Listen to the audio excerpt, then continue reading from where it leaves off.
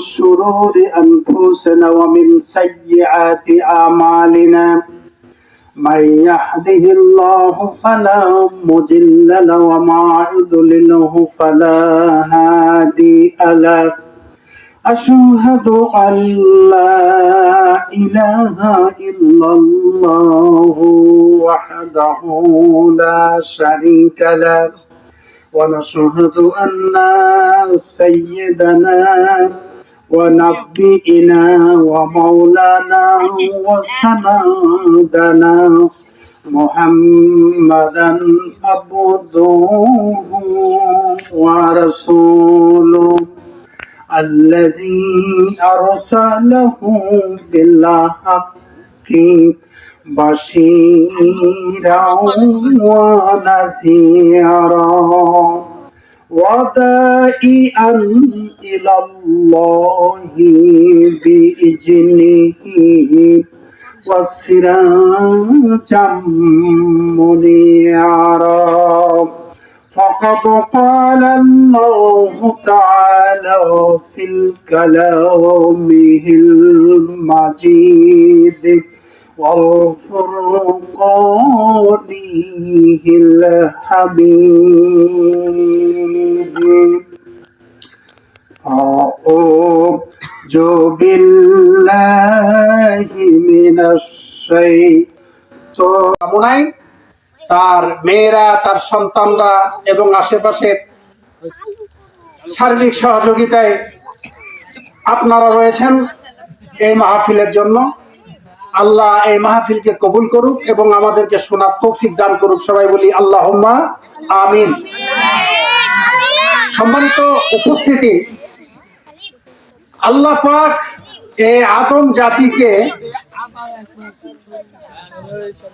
জান্নাতে রেখেছিলেন। আদম আলাইহিস সালাম মা হাওয়াকে জান্নাতে রেখেছিলেন। জান্নাত থেকে আল্লাহ পাক এই দুনিয়ার বুকে এই ধুলির ধরণীতে আল্লাহ পাক তিনাদের পাঠিয়েছিলেন। আদম আর মা হাওয়া থেকে আমরা সবাই, দুনিয়ার সব মানুষ, বন্ধুরা আমার, তো আল্লাহ রাব্বুল আলামিন আবার কিন্তু আমাদের এই মানুষকে আল্লাহ কিন্তু ভালোবেসেছেন, মহব্বত করেছেন, নাকি বলেন? মহব্বত করে নাই? ভালোবেসে সুন্দর আকৃতিতে আল্লাহ পাক আমাদেরকে সৃষ্টি করেছেন। মেয়েদেরকে দেখেন কত সুন্দর অবয়ব আল্লাহ পাক দান করেছেন, তাদের চেহারা কত সুন্দর, পুরুষদের চেহারা কত সুন্দর। নর এবং নারীর চেহারা, আকার, আকৃতি আল্লাহ পাকের নিজ এটা দান, আল্লাহ দান করেছেন। তাই সমস্ত প্রাণী কুলের চাইতে আল্লাহ পাকে মানব জাতিকে অতি উত্তম চেহারা দিয়া আল্লাহ পাক সৃষ্টি করেছেন। আল্লাহ পাক চান না যে এই মানুষ জাহান্নামে যাক। আল্লাহ পাক ভালোবেসেছেন, কিন্তু দুনিয়ার বুকে আল্লাহ পাক পাঠিয়েছেন। আল্লাহ পাক চান না যে এই আদম সন্তান জাহান্নামে যায়। আল্লাহ পাক জান্নাত এবং জাহান্নাম সৃষ্টি করেছেন এই মানবকে দেওয়ার জন্যই। তদুপরিও আল্লাহ চান না যে এই মানুষ জাহান্নামে যাক। কি কথা ঠিক না ঠিক? আচ্ছা বলুন তো, আপনারা জান্নাতে যেতে চান না জাহান্নামে যেতে চান? সবাই জান্নাতে যেতে চান। পর্দার আড়ালে যে সকল মা বোনদেরকে যদি বলা যায় আপনারা মরার পরে কোথায় যেতে চান, তারা আমাদেরকে জবাব দিবে যে আমরা জান্নাতে যেতে চাই। কারণ ওই দাউ দাউ করে আগুন জ্বলবে, আর ওই আগুনের মধ্যে কেউ পড়তে চায় না, অশান্তি চায় না, সবাই শান্তি চায়। সুতরাং সবাই জান্নাতে যেতে চায়। আচ্ছা বলুন তো দেখি, জান্নাতে যদি যাইতেই হয় তাহলে আল্লাহকে সন্তুষ্ট করা লাগবে না লাগবে না? আল্লাহকে সন্তুষ্ট করা লাগবে।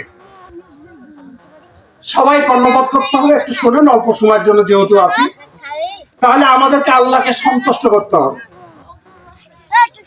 ইসলামের 5টি রকম, তার মধ্যে সিয়াম হচ্ছে একটি রকম। ইসলামের রকম মানে খুঁটি, 5টি খুঁটি, তার মধ্যে সিয়াম। সিয়াম সম্পর্কে আপনারা অনেক আলোচনা শুনলেন আজকে। রজব মাসের মানে শবে মেরাজের, তারপরে শাবানের, তারপরে রমজানুল মুবারাকের যে সিয়ামগুলি এ সম্পর্কে আলোচনা শুনেছেন, খুব ভালোভাবে আলোচনা করেছেন। তো আমি আপনাদেরকে মুক্তসার কিছু আলোচনা করে ইনশাআল্লাহ আজকে সমাপ্ত টানব। সম্মানিত উপস্থিতি, তাহলে আমরা সবাই জান্নাতে যেতে চাই, তাহলে আল্লাহর হুকুম মানতে হবে না মানা লাগবে না? কোনটা? আল্লাহর হুকুম মানতে হবে। তাহলে কি করতে হবে? আল্লাহ পাক আদম আর হাওয়া জান্নাতে ছিল, বের করে দিয়েছেন। আল্লাহ ওই আদম জাতিকে আবার জান্নাতে দিবেন। এই জন্য আল্লাহ সুবহানাহু ওয়া তাআলা কুরআনুল কারীমে আল্লাহর রাসূলের কাছে আল্লাহ রাব্বুল আলামিন কোরআনের আয়াত নাজিল করে দিয়ে বলে দিলেন যে আমার বান্দা এবং বান্দীরা, অর্থাৎ নর এবং নারীরা, পুরুষ এবং মহিলারা যদি আমার এই মেসেজগুলি, এই খবরগুলি, এই সত্যগুলি পালন করে, আমি আল্লাহ তাদের সবাইকে জান্নাতে দেব। সুবহানাল্লাহ বলেন, একটু জোরে বলেন সুবহানাল্লাহ। মা বোনেরা, ইউকিমুনাস সালাতা ওয়া মিম্মা রাযাকনাহুম ইউনফিকুন। সুবহানাল্লাহ বলেন একবার। যারা অদেখা বিষয়ের উপরে বিশ্বাস স্থাপন করেছে, আল্লাহকে কেউ দেখতে পাইছে? এই যাবৎ পর্যন্ত কোন রাসূল, কোন নবী আল্লাহকে স্বয়ং দেখেছেন? প্রমাণ আছে? কোথাও প্রমাণ নাই যে আল্লাহকে সরাসরি দেখেছেন। আল্লাহকে দেখা যা কেউ পারেনি এবং ভবিষ্যতেও কেউ পারবে না। আল্লাহ বলছে অদেখা বিষয়ের উপরে, বস্তুর উপরে যারা ঈমান এনেছে, তাহলে আল্লাহকে দেখা যায় না, তার উপর আমরা ঈমান এনেছি। কি কথা ঠিক না ঠিক? ঈমান এনেছি, তারপরে কি? ওয়ায়ুকিমুনাস সালাতা ওয়া মিম্মা রাযাকনাহুম ইউনফিকুন। আল্লাহ রাব্বুল আলামিন বলেন, আমার উপরে বিশ্বাস স্থাপন করার পরে যারা নামাজ কায়েম করেছে, মা বোনেরা সুন্দরভাবে বুঝবেন, এইখানে 6টা শর্ত আছে, পয়েন্ট আছে। এই 6টা পয়েন্ট কোন রমণী যদি মানে, আর কোন পুরুষ যদি মানে, নিঃসন্দেহে আল্লাহ ঘোষণা করে বলে দিলেন মৃত্যুর পরে আমি আল্লাহ তাদেরকে জান্নাতে দাখিল করব। নিঃসন্দেহে তারা জান্নাত পেয়ে যাবে। বন্ধুরা, তাহলে প্রথম হচ্ছে আল্লাহর উপরে না দেখে বিশ্বাস স্থাপন করা। আমরা তাই করেছি। ওয়ায়ুকিমুনাস সালাতা ওয়া মিম্মা রাযাকনাহুম ইউনফিকুন। নামাজ কায়েম করতে হবে। আমাদের দালান কোঠা আছে কি নাই? জমি জাতি আছে কি নাই? টাকা পয়সা আছে না নাই? অট্টালিকা আছে, জমি জাতি অনেক আছে, পাহাড় পর্বত নদী নালা, অনেক জমি জাতি, আমাদের ফসল হয় জমিতে, ব্যাংক ব্যালেন্স আছে, টাকা আছে, গাড়ি আছে, বাড়ি আছে, সব আছে। আল্লাহ বলেন নামাজ কায়েম করার পর বান্দা, তোমরা ওই ধন সম্পদ থেকে আমার রাস্তায় যারা ব্যয় করে, অর্থাৎ দান করে দেয়, সদকা করে। অনেক নারী আছে যে স্বামী দান করে, আবার নারীও মহিলাও দান করে, স্বামী দান করে আবার স্ত্রীও দান করে। স্ত্রীর নামে দেখা গেল এমন মহিলা আছে 50 বিঘা 100 বিঘা সম্পত্তির মালিক, স্বামী দান করছে আবার স্ত্রী দান করছে। তাহলে নামাজ কায়েম করছে, আল্লাহর নির্দেশ তোমরা দান খয়রাত করো, সদকা করো। তোমরা আমরা আল্লাহর রাস্তায় দান করো, সদকা করো। 2, আল্লাহ পাক কি বলছেন তারপরে দেখেন, ওয়াল্লাযীনা ইউমিনুনা বিমা উনজিলা ইলাইকা ওয়া মা উনজিলা মিন ক্বাবলিক ওয়া বিল আখিরাতি হুম ইউকিনুন। ওইখানে এই আয়াতে 3টা, একটা অদেখা বস্তুর উপরে ঈমান আনা, নামাজ কায়েম করা, আর দান সদকা করা, আল্লাহর রাস্তায় করে। এখানে 3টা। তাহলে এই আয়াতে 3টা হয়ে গেল। তাহলে এই আয়াতে কি বলতেছে আল্লাহ পাক? নেক্সট আয়াতে কি বলছে? ওয়াল্লাযীনা ইউমিনুনা বিমা উনজিলা ইলাইকা ওয়া মা উনজিলা মিন ক্বাবলিক ওয়া বিল আখিরাতি হুম ইউকিনুন। আল্লাহ বলছে যে আমি আমার রাসূলের প্রতি যে সকল বিষয় অবতীর্ণ করেছি, সেই সকল বিষয়ের উপরে ঈমান আনো। এই ছেলেরা, আল্লাহ বলছেন যে সকল বিষয় আমি আমার রাসূলের কাছে অবতীর্ণ করেছি, হে রাসূল আপনার প্রতি যে বিষয়গুলো আলোচনা আমি অবতীর্ণ করেছি এগুলোর উপরে ঈমান এনেছে, এবং পূর্ববর্তী নবী রাসূলের প্রতি যে সকল বিষয় অবতীর্ণ করেছি সেইগুলোর উপরেও ঈমান এনেছে। তাহলে আমাদের রাসূলের কাছে যে সকল বিষয়গুলি আল্লাহ পাক অবতীর্ণ করেছেন, নাজিল করেছেন, শুধু ওইগুলোকে মানতে হবে না, ওইগুলো তো মানতেই হবে, তারপরও অন্যান্য রাসূলদের যে সকল বিষয়গুলি তাদের উপরে নাজিল করেছেন এগুলোকে মানতে হবে। আল্লাহ এই কথা এখানে বলছে। তারপরে কি বলছে? والذين يؤمنون بما أنزل إليك وما أنزل من قبلك وبالآخرة هم يوقنون। আর মরণের পরে, মৃত্যুর পরে পরকাল আছে, আখিরাত আছে, এটা আছে না নাই? একটু জোরে বলেন, আছে না নাই? এই পরকালের প্রতি নিশ্চিত নিঃসন্দেহে যারা ঈমান এনেছে, বিশ্বাস স্থাপন করেছে, আল্লাহ রাব্বুল আলামিন কি ঘোষণা দিলেন দেখেন।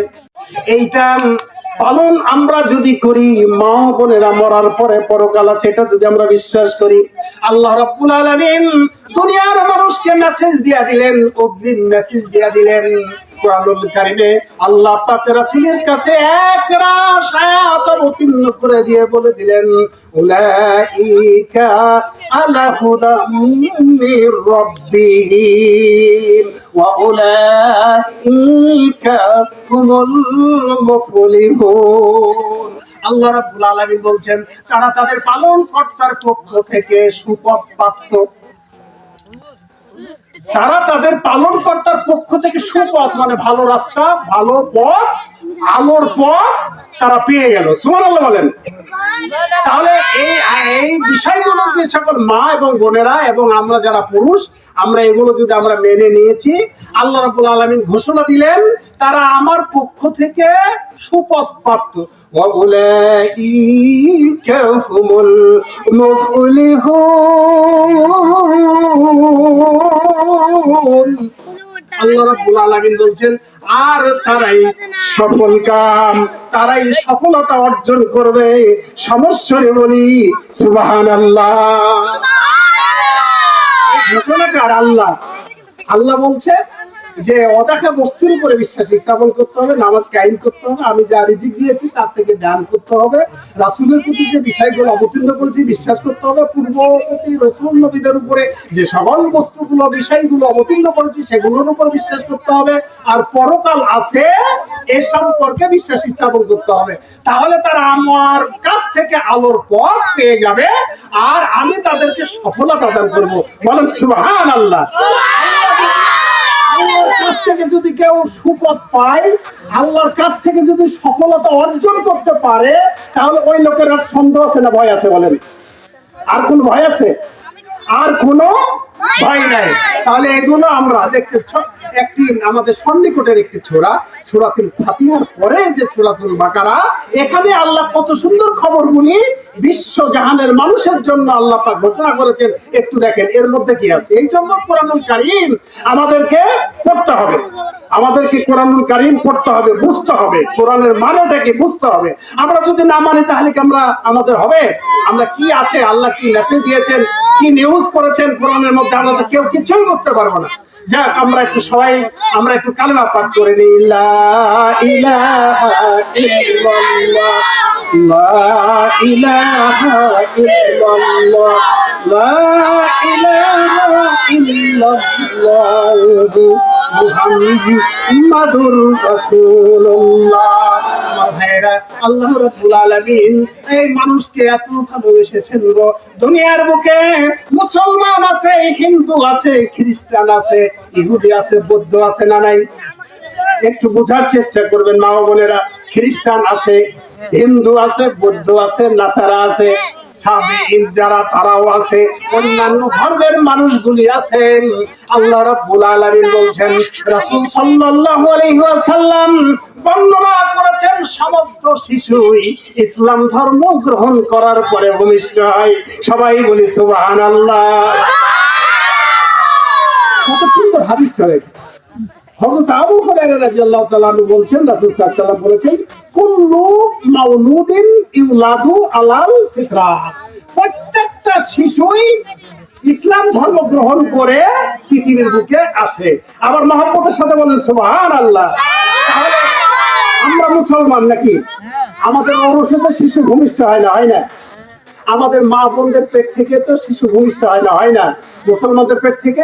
আচ্ছা বলুন, এই যে নরেন্দ্র মোদী ভারতের প্রধানমন্ত্রী, তাই না? ও হিন্দু। আচ্ছা, ওর সন্তান নেই? ওর ভাইয়ের সন্তান নেই? হিন্দু সম্প্রদায়ের ছেলে হয় না? না হয় না?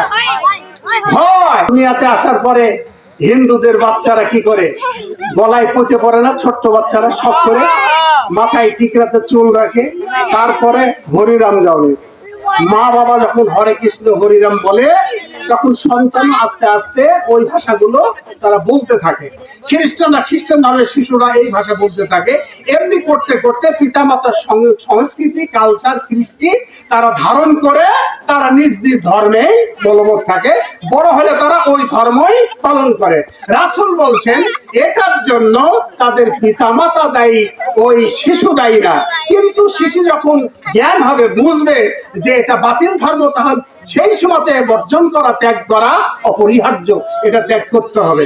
এইভাবে মানুষ খারাপ পথে চলে যায়, কৃষ্টি কালচার সংস্কৃতির কারণে খারাপ পথে চলে যায়। বন্ধুরা আমার, তাহলে আমরা একটা জিনিস আমাদেরকে মনে করতে হবে যে আমরা মানুষ, আমরা মরণশীল, নাকি বলেন?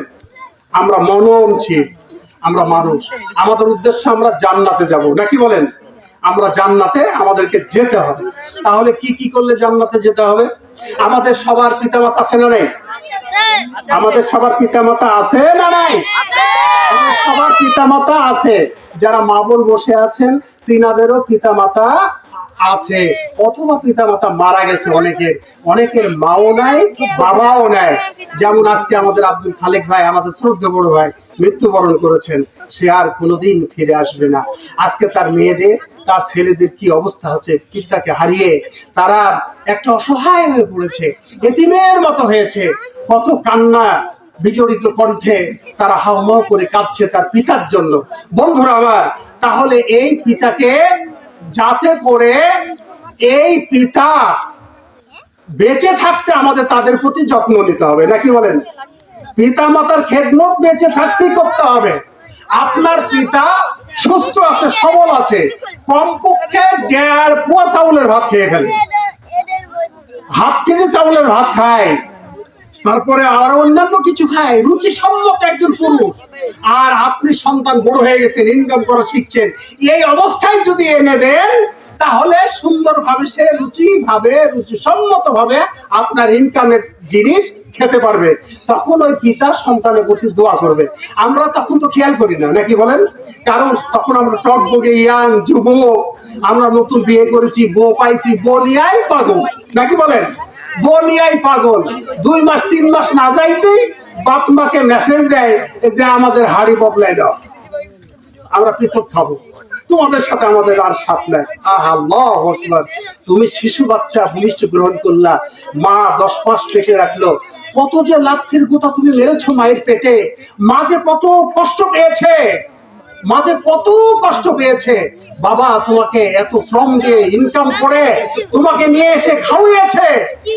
আজ তুমি বিয়ে শাদী করলা, স্ত্রী পাইলা, স্ত্রীর খুশে তুমি বাবা মাকে পর করে দিয়া হাড়ি পৃথক করে তুমি আলাদা হয়ে গেলা। ওই শয়তান, এরা হলো শয়তান। সম্মানিত শুধু এই ধরনের সন্তান, এরা শয়তান হয়েছে, এদের জন্য জাহান্নাম অবধারিত, জান্নাত হারাম, এদের জন্য জান্নাত হারাম। এই জন্য আল্লাহ রাব্বুল আলামিন বলছেন, আপনার কোরআনুল কারিমে বলা হয়েছে, সূরা নিসার মধ্যে বলা হয়েছে, আপনারা সবাই অবগত আছেন যে আমরা আল্লাহ শুকরিয়া আদায় করি না, করি না? আমরা আল্লাহ শুকরিয়া তো আদায় করি না, করি না? আমরা আল্লাহ শুকরিয়া আদায় করি।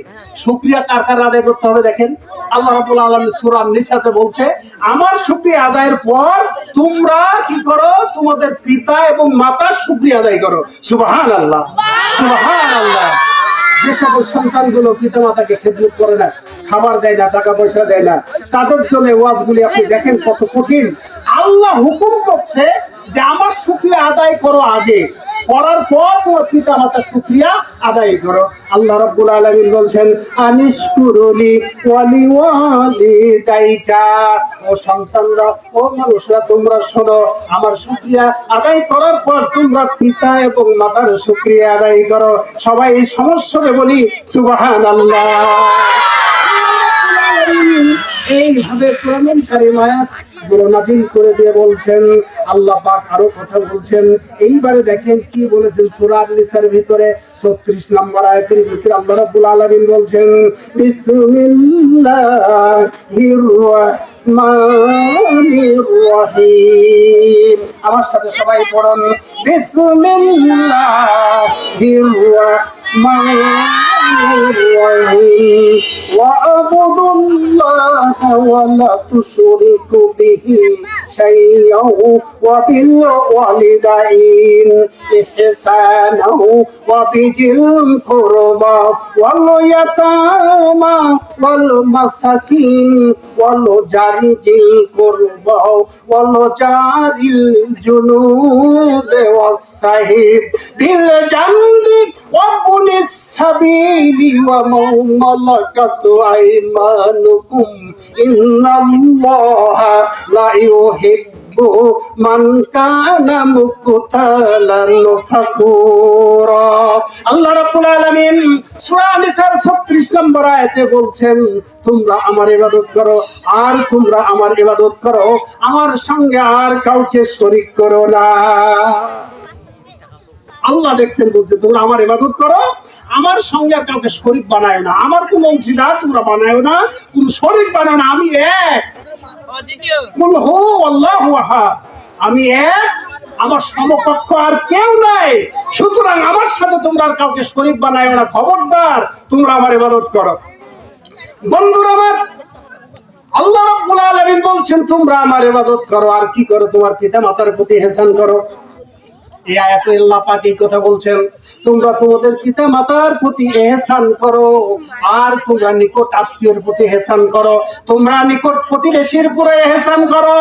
তোমাদের দরজাতে যখন ইয়াতিমগুলো আসে গো, ইয়াতিমগুলো আসে বলে মা গো, বাবা গো, আমাদেরকে খেতে দেন, আমাদেরকে কিছু টাকা দেন, আমরা ইয়াতিম, বাবাও নাই, মা নাই, চোখ দিয়ে ঝরঝর করে পানি পড়ে, আর আপনার দরজার সামনে আসে।